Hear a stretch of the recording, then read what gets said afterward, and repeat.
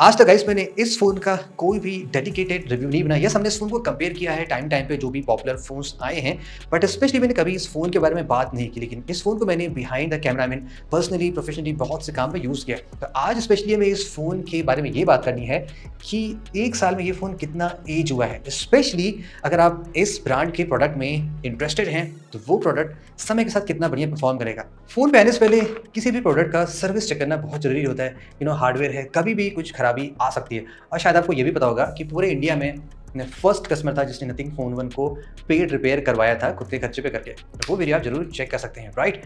अब नई कंपनी के साथ अगेन प्रॉब्लम यही होती है कि नेटवर्क उतना बेटर नहीं होता है। नथिंग का कोई भी ऑफिशियल सर्विस सेंटर ऐसे नहीं बना जैसे और प्लेस का देखते हैं, वन प्लस या सैमसंग एप्पल का थर्ड पार्टी से टाई अप करके, आई बिलीव F1 इन्फो करके उससे टाई अप करके है।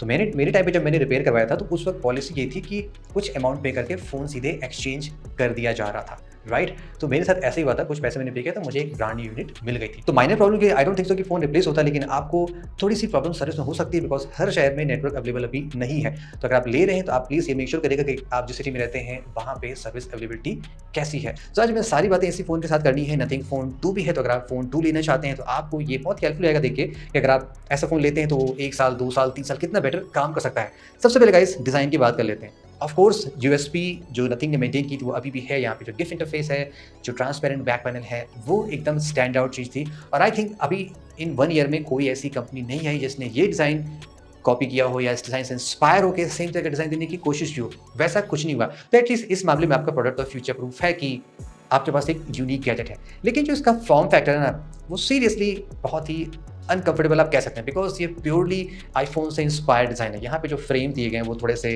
रफ एजेस वाले हैं। ये आपको sort of less premium feel हो सकते हैं because most of the phones जो भी आजकल आप देखते हैं उसमें बैक पैनल हल्का सा कर्व होता है। और साइड में भी थोड़े से रफ एजेस नहीं होते हैं, तो वो ज़्यादा बेटर लगते हैं होल्ड करने में। ऑफ कोर्स अगर आप केस लगा रहे हैं तो वो चीज़ें थोड़ी-सी कम हो जाती है, बट अगर आप फ़ोन को ऐसे यूज़ करेंगे ना तो ये प्रॉब्लम आपके साथ फ़ील हो सकती है। और अगर आप ऐसे साइड से देखते हैं तो आपको थोड़ी-सी लुक तो आ जाती है कि हाँ, लाइक आईफ़ोन से कॉपी करके डिज़ाइन लिया गया है। तो यहाँ पे सर्टेनली आप थोड़ा-सा डिसअपॉइंट हो सकते हैं। कोई भी कह सकता है, हाँ, ये तो ऐसा डिज़ाइन तुमने देखा आईफ़ोन 12 में सेम डिज़ाइन था, कुछ खास है नहीं, right? Correct? I am not joking. Okay, another idea में गाइस बात करने की बात है, वो है इसकी डिस्प्ले को लेके कि डिस्प्ले कितना बेटर एज हुआ है। सो सीरियसली यहाँ पे डेफिनिटली कंपनी ने थोड़ा-सा आई थिंक कट शॉर्ट ज़्यादा कर दिया। स्पेक्स वाइज़ जैसे कि 120 हर्ट्ज़ है, ओके है, और 1 बिलियन कलर्स है, वो भी ओके है। 2 मेजर प्रॉब्लम जो नथिंग फ़ोन 1 में थी, जो विद टाइम ज़्यादा ही एज हो गई है, वो है फर्स्ट स्पेशली इस फ़ोन का जो बेज़ल आप देख सकते हैं वो काफ़ी थिक बेज़ल है। जस्ट इन 11 वन में काफ़ी बेटर टेक के फ़ोन आज में जैसे कि आप पोको F5 देखेंगे, उसका डिस्प्ले कितना बढ़िया, बेज़ल्स बहुत ही कम थे। बट यहाँ पे काफ़ी ज़्यादा बेज़ल है, वो भी नियर सिमेट्रिकल चारों डायरेक्शन में। सेकंड, यहाँ पे जो पीक ब्राइटनेस दी गई थी वो बहुत ही कम है। मैक्स ब्राइटनेस इसकी 700 की थी, तो ऑलवेज़ ये फ़ोन ना पीक ब्राइटनेस पे ही यूज़ करने का मन करता है। सो ये एक बिग डिसअपॉइंटमेंट है। तो एटलीस्ट अगर आप 1 साल और इस फ़ोन को चलाएँगे तो आपको डेफिनिटली लगेगा कि यस, लगता है फ़ोन चेंज करने की नौबत आ गई है। तो इस मामले में सर्टेनली कंपनी को कुछ प्रॉब्लम फेस हुई है। How about the cameras? At the launch यहाँ पे ड्यूअल 50 एमपी कैमरे थे। उस वक्त ऐसा ट्रेंड स्टार्ट हुआ था जब हायर मेगापिक्सल के सेंसर्स दिए जाते हैं, जो प्रीमियम फ़ोन से इंस्पायर था, जैसे कि Xiaomi का जो 12 अल्ट्रा आया था जिसमें ट्रिपल 50 एमपी था, और वन प्लस के भी फ्लैगशिप आए थे, अभी भी आते हैं। सो उसमें ऐसा कोई वेव सेंसर नहीं दिया गया था। यहाँ पे भी ऐसा ही किया गया, कोई भी एडिशनल 8 या 2 एमपी का वाहियात सेंसर नहीं दिया गया। तो इस मामले में तो डेफिनेटली कंपनी थोड़ी सी फ्यूचर प्रूफ है।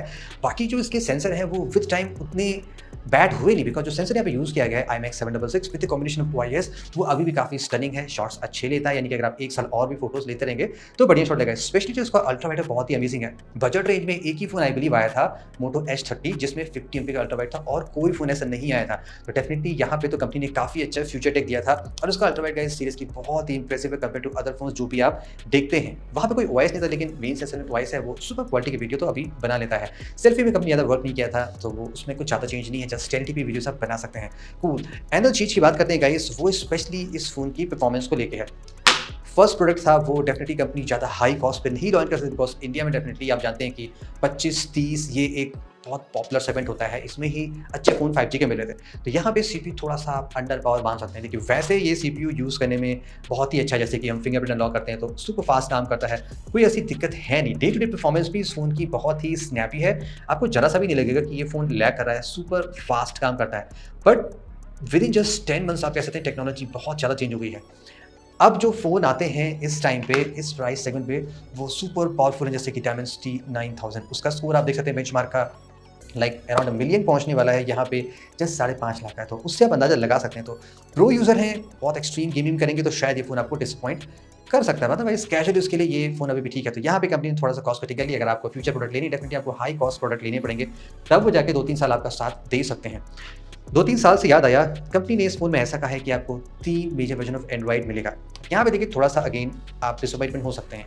सी, जब एक न्यू प्रोडक्ट आता है फ्रॉम द एस्टैब्लिश्ड ब्रांड, जैसे कि सैमसंग हम यहाँ पे फॉर इंस्टेंस ले रहे हैं, तो सैमसंग बड़ी कंपनी है, बड़े स्टाफ हैं, बिग रिसोर्सेज हैं, तो वो बहुत इजीली सॉफ्टवेयर अपडेट पुश कर सकते हैं। जैसे कि एंड्रॉइड 13 जब आउट हुआ था तो एस सीरीज़ में और जो ए सीरीज़ के फ़ोन है उनमें अपडेट नवंबर-दिसंबर में, आपका नवंबर में ही ऑलमोस्ट बहुत सारे फ़ोन्स में लेटेस्ट एंड्रॉइड 13 आ गया था।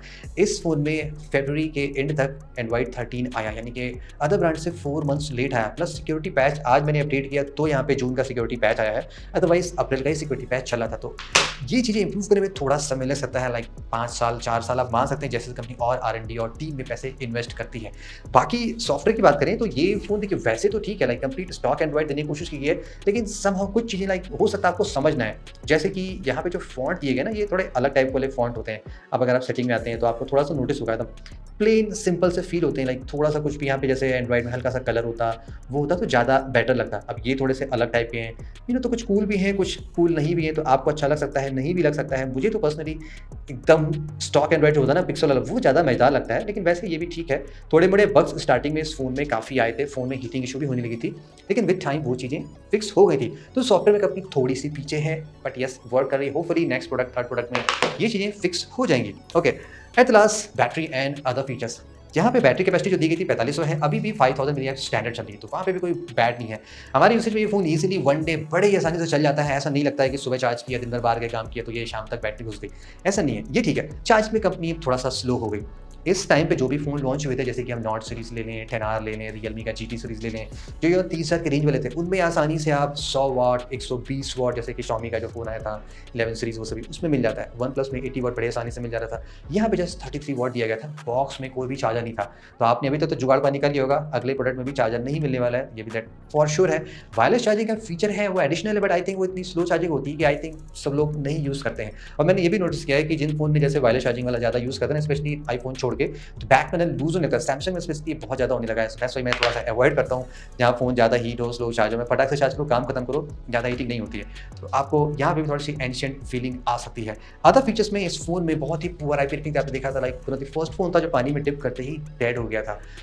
तो ये भी एक बिग कंसर्न हो सकता है। मोस्ट ऑफ द फोन जो भी आते हैं वो IP रेटेड आते हैं, जरा सी भी दिक्कत नहीं आती है। सो इन द समरी भी नथिंग फोन 1 कितना बेटर एज हुआ।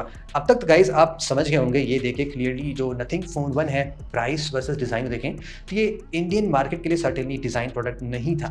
US UK में जैसे कि आप जानते हैं आईफोन बहुत ज़्यादा चलते हैं, तो डिज़ाइन वहीं से इंस्पायर है। अब प्राइस सुपर हाई तो कोई नया प्रोडक्ट लॉन्च हो नहीं सकता, दैट्स व्हाई थोड़ा सा मिड रेंज प्राइस रखा गया, और मिड रेंज के कॉम्प्रोमाइज़ भी यहाँ पे दिख गए, जैसे कि डिस्प्ले में, CPU में, और बेसिक चीज़ जैसे कि SD कार्ड, हेडफोन जैक, कुछ सारी चीज़ें मिसिंग है, नो IP रेटिंग, तो काफ़ी कट शॉर्ट करना पड़ा। तो इंडिया के हिसाब से nothing phone 1 I think sell तो हुआ है, रिसेप्शन ठीक हुआ है, लेकिन उतना फिट बैठा नहीं जितनी कि अदर ब्रांड्स यहाँ पे ज़्यादा फिट बैठे हुए हैं, जैसे कि रेडमी, रियलमी, बिकॉज उनको मार्केट पता है कि कम प्राइस में चीज़ें कैसे देनी है, सर्विस नेटवर्क कैसे करना है।